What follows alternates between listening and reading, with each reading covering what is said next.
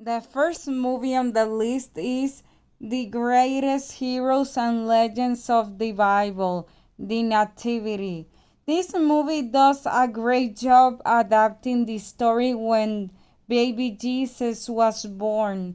This film has some animation glitches, like in a scene you can see women of the extras with brows, and in the other scene they brows disappear. I gotta say, this song in the movie is pretty cool. I have to admit, I haven't seen this movie in English since my first language is Spanish, and I think they nailed it with the Latin American Spanish dub. 8 out of 10. The second one on the list is Alvin and the Chipmunks. I say this movie is a pretty weird concept for a Christmas film. This movie reminds me of my childhood because I had watched it since I was a little kid. I always said that my favorite chipmunk was Alvin because of his personality and his cool attitude. Don't mind me, but I always love these scenes where Dave screamed, Alvin! 7 out of 10.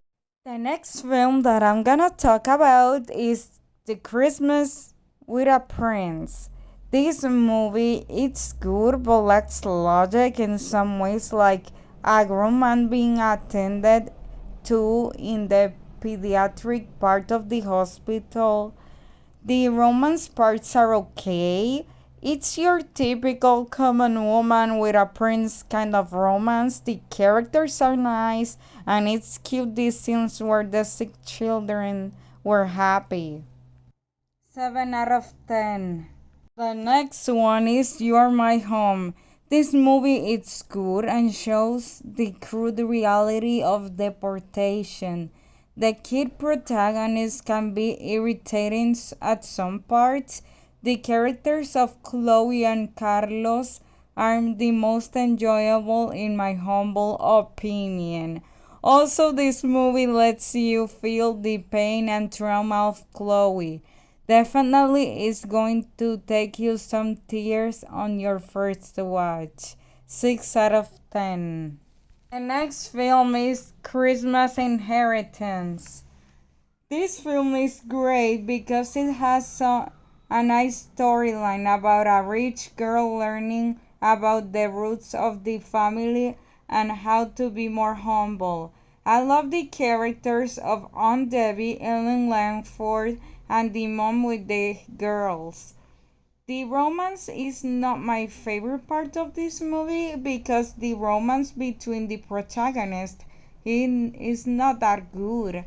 Also, they are complete opposites, one being introverted and sarcastic, the other being extroverted and oblivious of the real world. I think they're better off as friends. 7 out of 10. Next one is The Night for Christmas. This film is amazing. Has a really good storyline and characters like Sir Cole. He's the man that most straight women want in their lives. Basically a caring, gentle, protective and loving man. The romance between Brooke and Sir Cole is adorable. They complement each other so well. My favorite scene is when he throws Alexa because of how obnoxious that robot can be. I find it really iconic when he says, Stop talking in riddles, old crone. 9 out of 10. Next on the list is the Polar Express.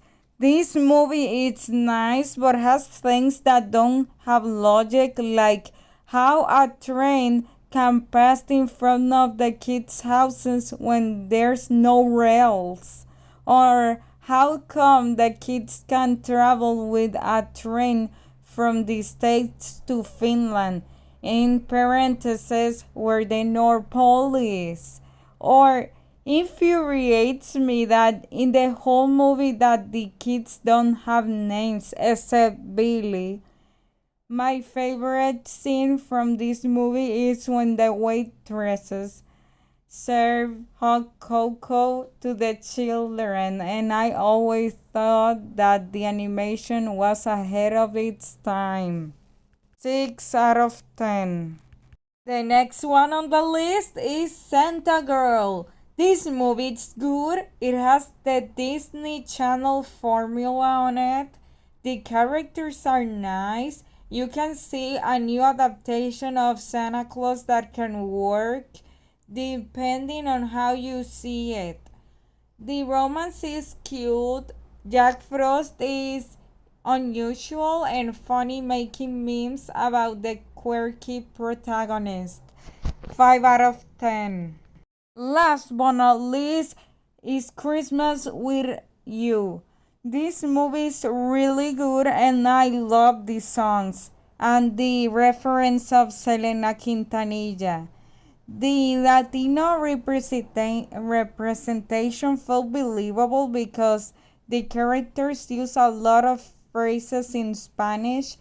The characters are okay, but you don't get to know them that well because there's no much character development. 7.5 out of 10.